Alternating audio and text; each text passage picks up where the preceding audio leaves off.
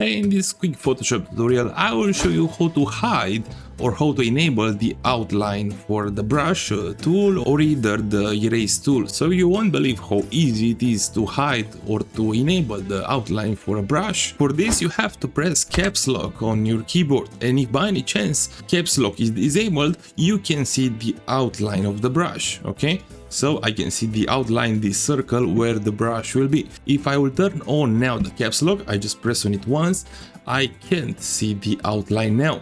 So if you activated the caps lock, you have to press it once, and now you'll be able to see the outline of the brush. And the same thing with the erase tool right here. So this is the brush tool and here is the erase tool. The short key for the brush tool is B as in Bob, and the short key for the erase tool is E as in elephant. The same thing with the erase tool. If caps lock is disabled, you can see the outline of the brush, and if it's enabled, I just press on caps lock now, you can see the outline.